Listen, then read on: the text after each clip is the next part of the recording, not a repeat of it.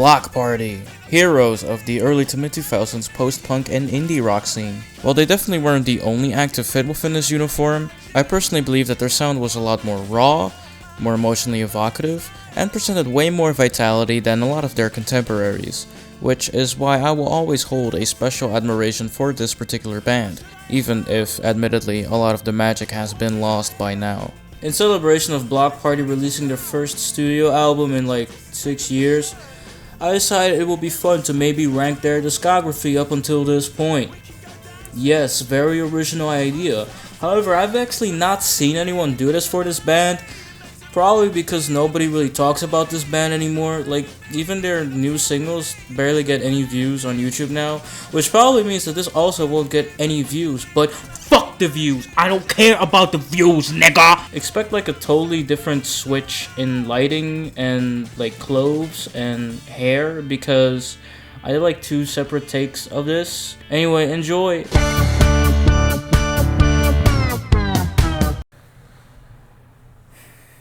The band's drummer, Matt Tong, who is one of my favorite drummers in all of indie, left the band shortly after their 4th LP, their bassist Gordon Moakes leaving soon thereafter. Let's just say that their departures were very much felt. Hymns is about the least textured and most soulless record that Bloc Party has ever put out. Almost all of the songs on here lack percussion, and the ones that don't sound like such missed opportunities. It feels like I'm listening to an MTV Unplugged version of what could have been a good Bloc Party album.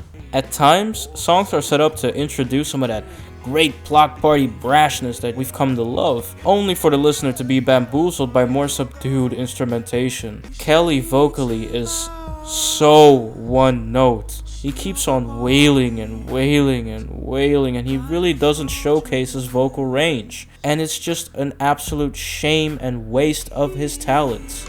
Bloc Party has had slower songs before, but those, most of the time, at least sounded very rich, and on here it mostly sounds ingenuine, boring, and not nearly as compelling.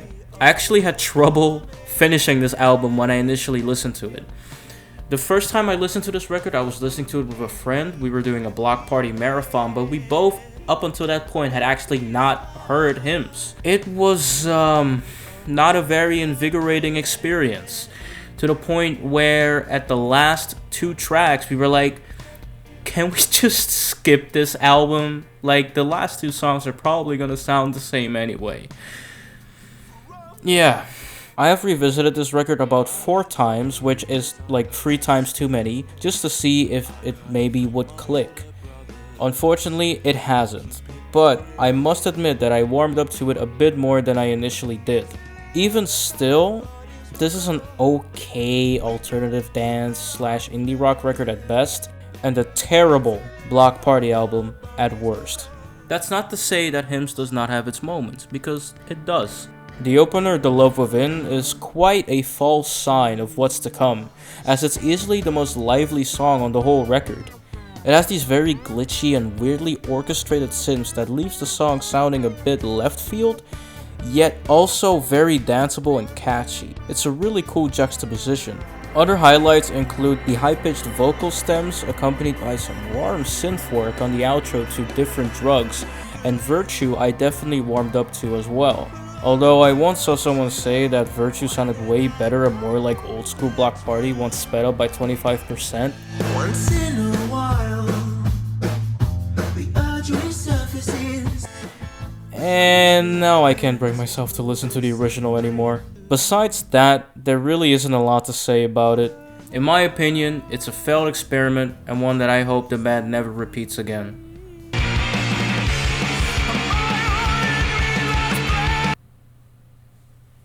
It's fine. It's actually the band at their most abrasive, sometimes even delving into emo territory, the screaming on the end of Colosseum being a prime example.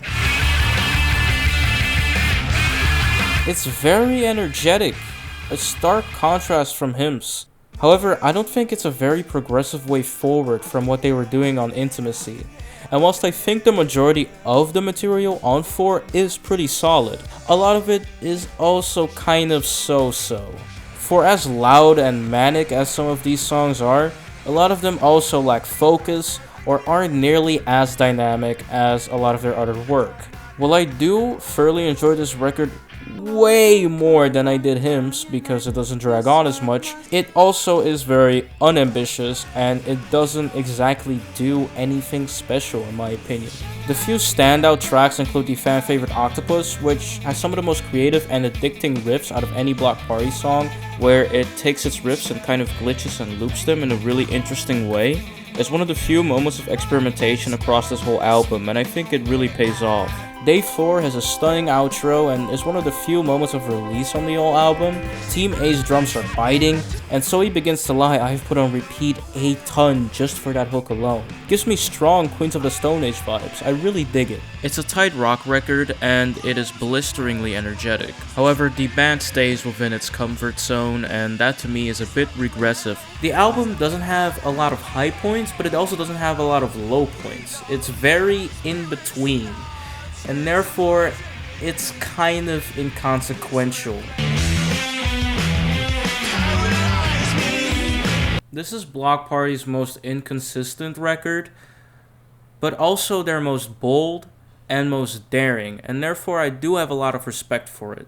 The band easily could have stayed within their lane and done another Weekend in the City or Silent Alarm, but instead branched out by introducing some of the largest amount of experimentation to come out of the band since. Whilst their previous release was the band first properly stepping into the shoes of electronica, especially with one of its lead singles, Flux, this focus on electronica was fully embraced on Intimacy. It is very glitchy, it's very synthy, it's very electro-heavy, it features varied and ambitious composition overall.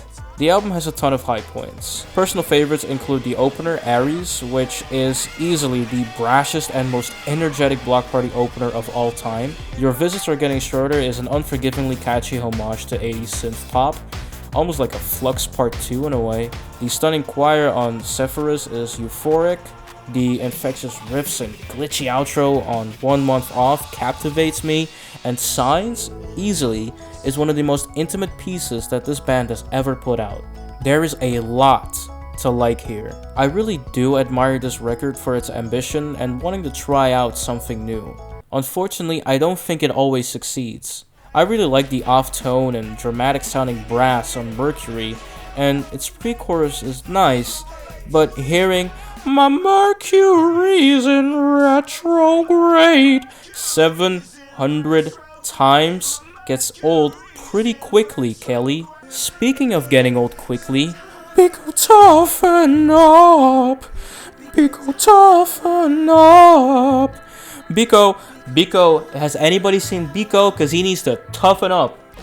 Yeah, some songs are obnoxious. And tracks a lot of the time sound disjointed, lack proper direction, have structures that don't make sense, and holistically, it's not very cohesive and focused. At least, not in comparison to their other work. I am hopeful and set free.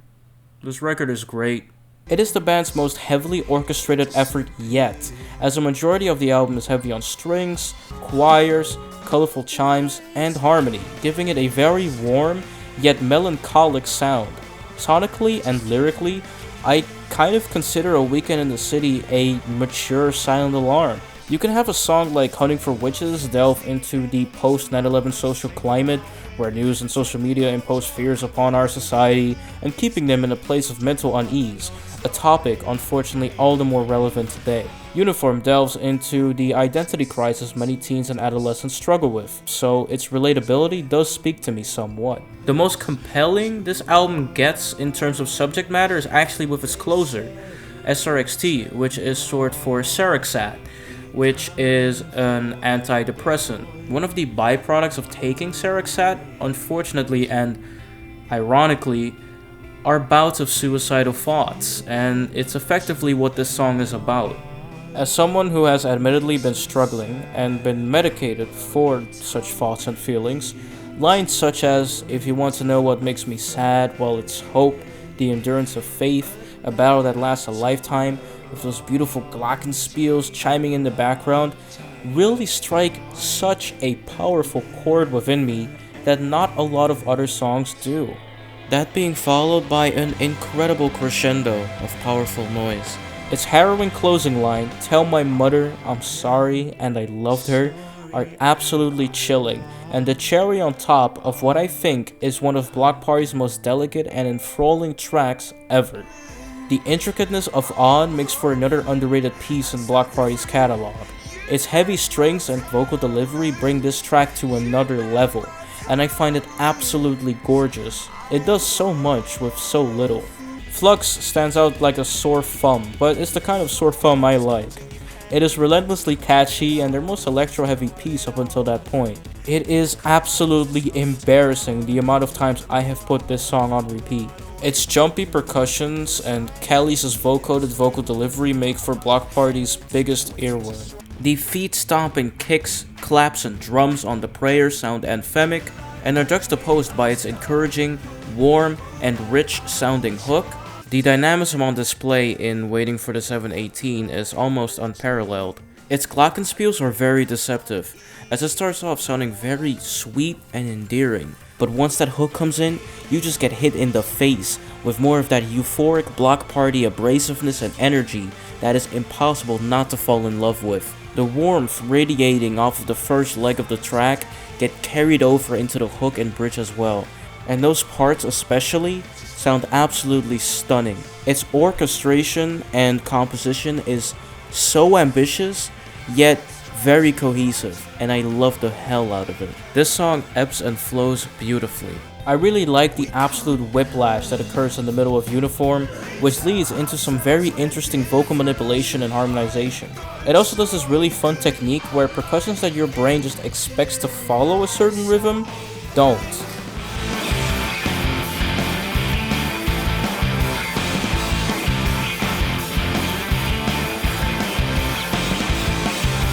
The previously mentioned On does this as well.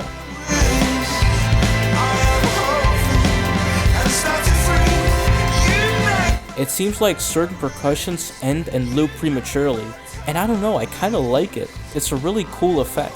A Weekend in the City is a perfectly natural progression from what they were doing on Silent Alarm, and even presents some of the ideas from that album, but under a more realized, a more delicate, a richer, and maximalist lens.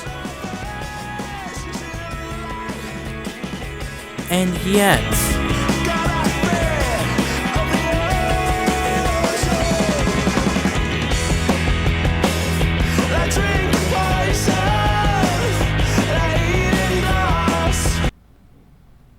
this record is amazing. Turn on the Bright Lights, Hot Fuzz, Franz Ferdinand.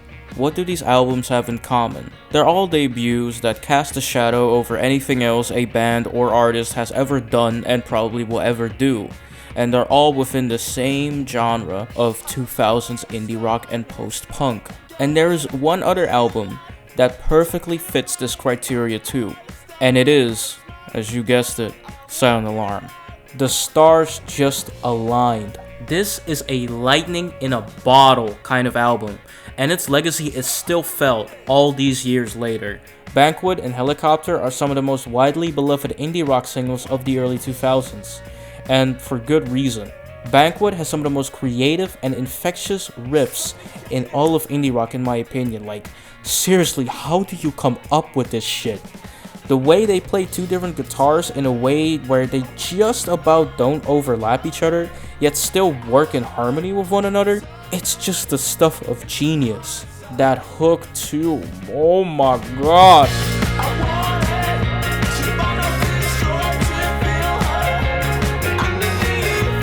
Those warm chimes reverberating in the background are pure bliss, all being climaxed by that fucking blustering whiff of energy that is this song's outro. I consider this song to pretty much be perfect. Helicopter sounds so jovial and fun, with some more fucking stellar riffs. Like, god damn, the bass on this as well. Oh my god, oh my god. The instrumentation is so fucking good. Its structure too is so interesting. The pre-chorus with the echoed harmonic vocals and short pauses, it's so catchy and well done. Kelly's chanting on the chorus is impossible to not sing along to. The honest lyricism almost has a charismatically ironic tone to it as well, which further contributes to my overall enjoyment of this fucking banger of a song.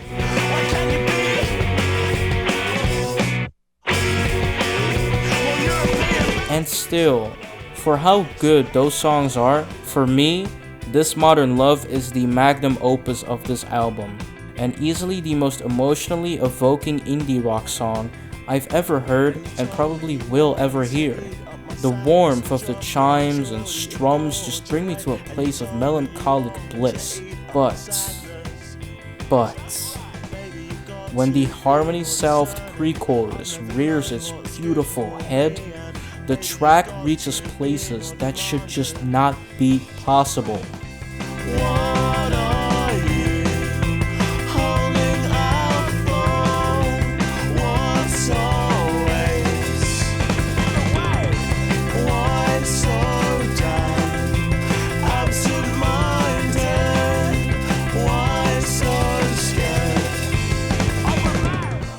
This part, in particular, has brought me to tears, and it still gives me goosebumps almost every single time.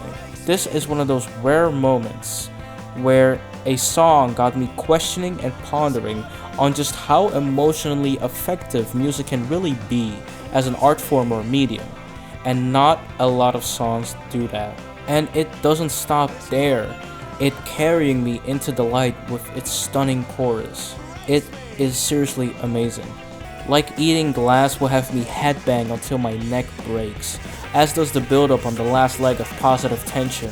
She's Hearing Voices sounds haunting and is some of the band's most unique pieces, and a true testament to their versatility. When the drums and chimes kick in on Blue Light, I get transported to another dimension. Kelly chanting "I Figured It Out" on So Here We Are sounds so satisfyingly victorious and profound. This album is not short on highlights. Admittedly, I do think its absolute greatest moments appear within its first half, but that doesn't make the second half not great, because it is fucking great. I've already mentioned So Here We Are. Luno is eclectically brash. Kelly brings one of his most impressive vocal performances on The Pioneers, and Price of Gasoline is a really interesting change of pace, it being the most politically charged song on the whole album. Its subject matter also, unfortunately, as of the writing of this video, is the most relevant, but the run from Like Eating Glass to This Modern Love is what I consider a victory lap for not just the band, not just 2000s indie, but indie rock as a whole. The first 7 songs alone solidify this album's place as not just one of my favorite albums, as not just one of my most revisited albums, but also cements its legacy as a hallmark of 2000s indie rock.